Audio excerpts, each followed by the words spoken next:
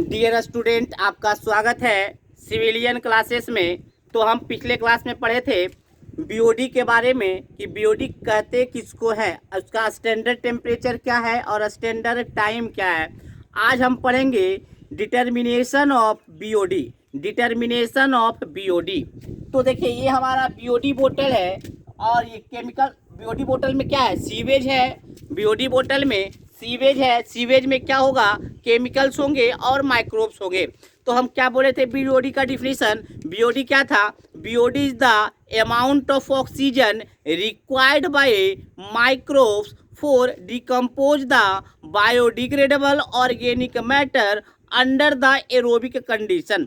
तो जितना oxygen required होगा माइक्रोब्स को बायोडिग्रेडेबल ऑर्गेनिक मैटर को डिकम्पोज होने में, वही क्या कहलाएगा? बीओडी कहलाएगा।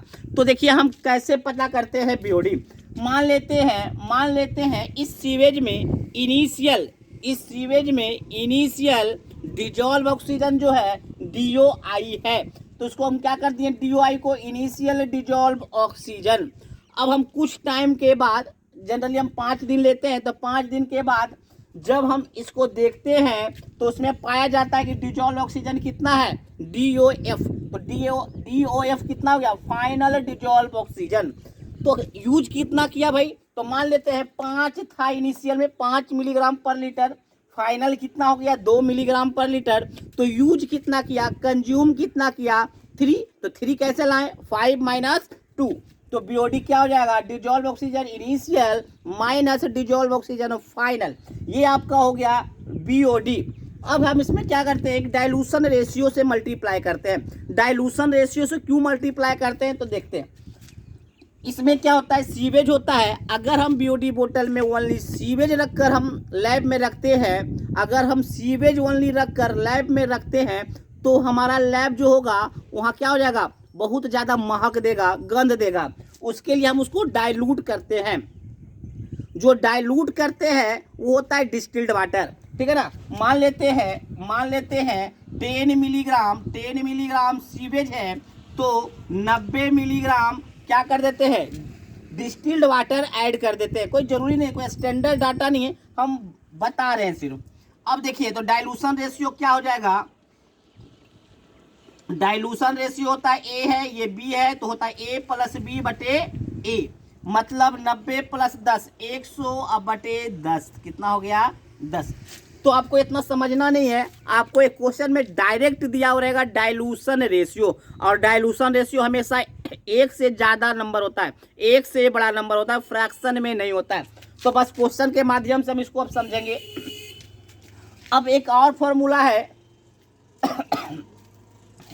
फॉर्मूला है बीओडी निकालने का।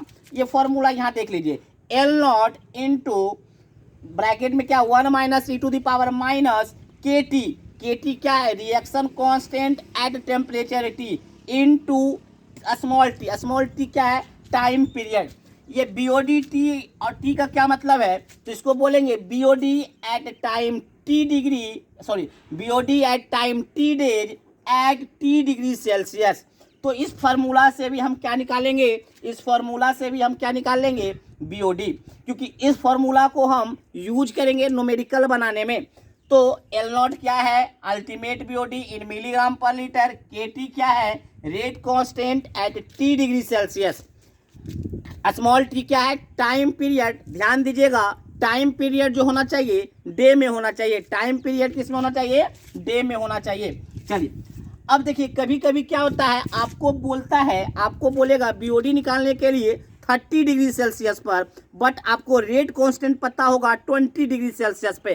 तो 30 डिग्री सेल्सियस पे कैसे रेट कांस्टेंट निकालेंगे, तो ये हमारा एक फॉर्मूला है। KT मतलब T डिग्री सेल्सियस पर रेट कांस्टेंट निकालने के लिए 20 डिग्री सेल्सियस का पता होना चाहिए।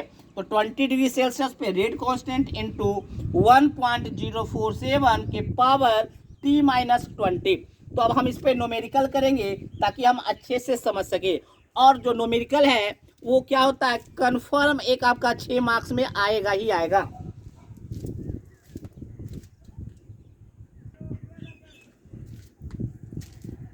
एक क्वेश्चन हम देखते हैं, find the BOD 5 at 30 degree Celsius, मतलब 5 दिन पर हमको क्या निकालना है, बीओडी निकालना है at 30 degree Celsius when ultimate BOD 400 milligram per litre. Ultimate BOD मतलब एल नॉट गिवेन है। अब आपका K20 दिया हुआ है 0.23 पर डे। देखिए तो बीओडी 30 डिग्री सेल्सियस का फॉर्मूला हम पहले ही दे चुके हैं, L naught into 1 minus e to the power minus k T into T. तो देखिए एल नॉट तो दिया हुआ था, एल नॉट कितना है 400 milligram, 1 e to the power K30 नहीं देकर यहाँ पे K20 दिया है, तो K20 के मदद से हम K30 निकाल लेंगे। कैसे निकालेंगे, तो पहले हम फार्मूला पढ़ चुके थे कि KT बराबर K20 इंटू 1.047 और टी माइनस 20। तो यहाँ पर K30 क्या हो जाएगा, K20 का वैल्यू 0.23 इंटू 1.047, टी की जगह पे 30 माइनस 20, जब इसको कैलकुलेट कीजिएगा तो 0.364 पर डे आ जाएगा। और हम यहाँ पे क्या किए हैं, K30 का वैल्यू पुट किए हैं और आंसर प्राप्त कर लिए हैं। देखिए एक बात ध्यान दीजिएगा, ध्यान देने वाली क्या बात है, ध्यान देना ये है कि K20 का स्टैंडर्ड वैल्यू 0.23 होता है। K20 का स्टैंडर्ड वैल्यू 0.23 होता है। कभी कभी K20 का वैल्यू 0.1 पर डे दे देगा, 0.1 पर डे दे देगा। तो आप समझिएगा, आप क्या समझिएगा कि तब इस समय फॉर्मूला लगाइएगा बीओडी का फॉर्मूला लगाइएगा, L naught 1 minus 10 to the power minus k T into T. इसका मतलब K20 0.1 दिया है, इसका मतलब बेस 10 पे दिया है। K20 की वैल्यू 0.23 अगर दिया है तो बेस ई पर दिया है। अगर 0.1 दिया है तो आप इसको K20 बराबर 0.23 भी लिख सकते हैं एट बेस ई। ठीक है, चलिए तो ये आपका था एक क्वेश्चन। और आगे क्वेश्चन करते हैं।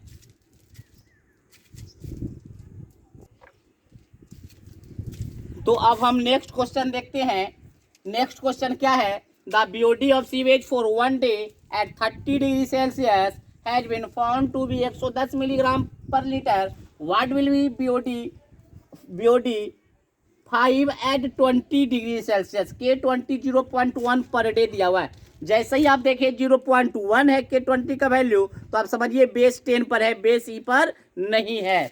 तो चलिए बीओडी कितना दिया हुआ है, 30 डिग्री सेल्सियस पर 1 डे का दिया हुआ है, तो L naught into 1 minus e to the power minus K30 into 1। अब देखिए पहले तो K30 निकालना होगा क्योंकि हमको K20 दिया हुआ है, तो K20 के मदद से K30 निकाल लिए। अब देखिए ये बेस 10 पे दिया हुआ था, तो हम ई के जगह पे क्या कर दिए, बेस 10 कर दिए और यहाँ से एल नॉट निकाल लिए। एल नॉट जैसे ही प्राप्त हो गया तो अब क्या किए, बीओडी 520 डिग्री सेल्सियस पर रख दिए, एल नॉट 360 1। फिर देखिए अगर हम K20 का वैल्यू 0.1 यूज कर रहे हैं तो ई नहीं होकर ये क्या होगा, बेस 10 होगा, बेस 10 होगा। 10 के मदद से आप आंसर फाइंड कर सकते हैं। तो ये हमारा था बीओडी का दूसरा क्वेश्चन। नेक्स्ट क्वेश्चन देखते हैं।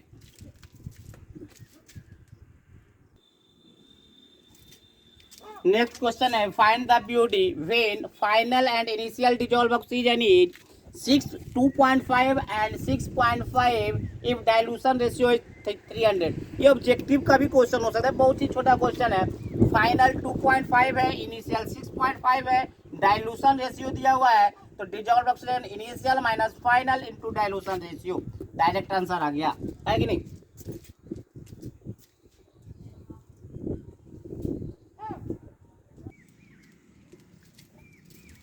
कभी कभी पूछ सकता है कि रिलेटिव स्टेबिलिटी या इफिशियंसी बताइए, तो एक फार्मूला होता है इफिशियंसी या रिलेटिव स्टेबिलिटी का, L not minus L T by L naught into 100। L not ultimate BOD, L T BOD at T day, ठीक है ना। तो इस पर भी क्वेश्चन आ सकता है, तो इसको भी बना देख लीजिए।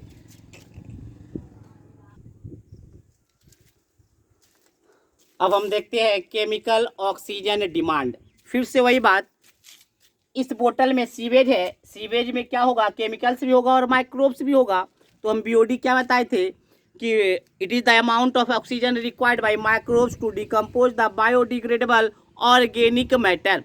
तो केमिकल में क्या है, केमिकल में है it is the amount of oxygen required by microbes to decompose the organic matter and also oxidise the chemicals. मतलब वह अमाउंट ऑफ ऑक्सीजन जिससे जिससे डिकम्पोज कर सके ऑर्गेनिक मैटर को और ऑक्सीडाइज भी कर सके केमिकल्स को। तो ऑब्वियस है कि देखिए यहाँ तक तो बीओडी हो गया, प्लस और ऑक्सीजन चाहिए ऑक्सीडाइज द केमिकल करने के लिए, केमिकल को ऑक्सीडाइज करने के लिए। तो ये फिक्स है कि सीओडी क्या होगा, बीओडी से ज़्यादा होगा। सीओडी क्या होगा, बीओडी से ज़्यादा होगा। बात समझ में आया। तो ये था आपका केमिकल ऑक्सीजन डिमांड, ये आपका था केमिकल ऑक्सीजन डिमांड, ठीक है ना। अब हम देखेंगे difference between BOD and COD, क्या अंतर है दोनों में। चलिए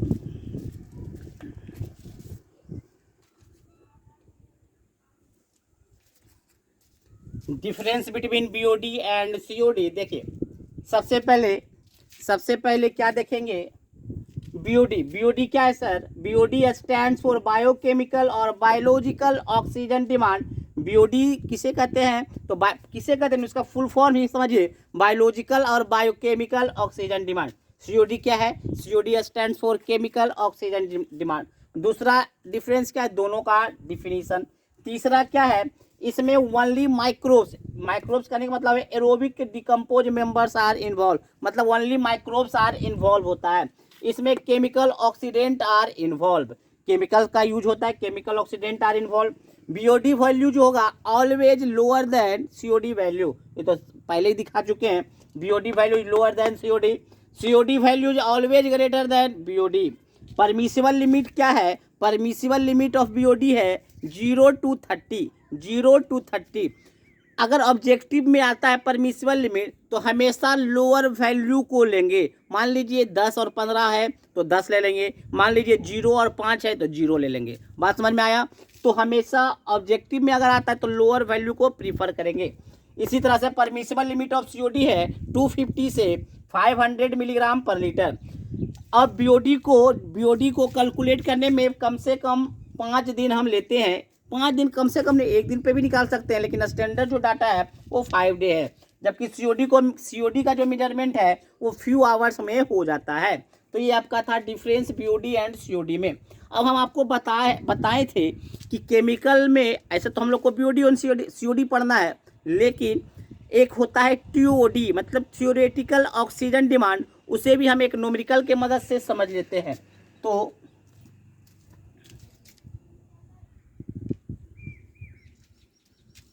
अब हम देखते हैं थ्योरेटिकल ऑक्सीजन डिमांड।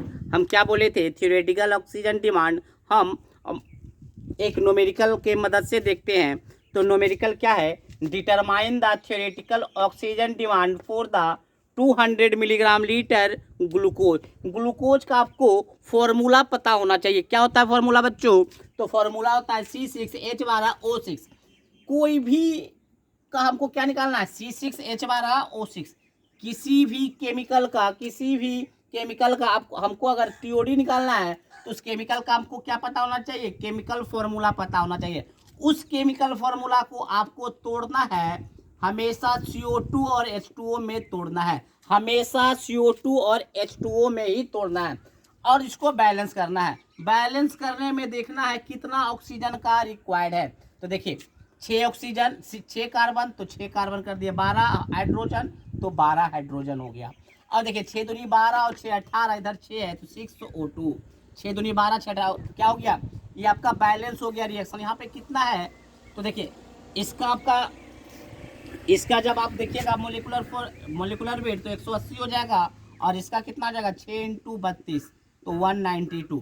तो इसका मतलब 180 ग्राम ग्लूकोज को 192 ग्राम ऑक्सीजन का जरूरत है।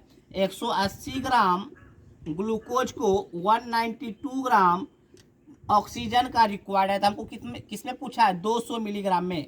तो 200 मिलीग्राम लिख दीजिए, 200 मिलीग्राम में कितना हो जाएगा, तो 192 बाई 180 × 200।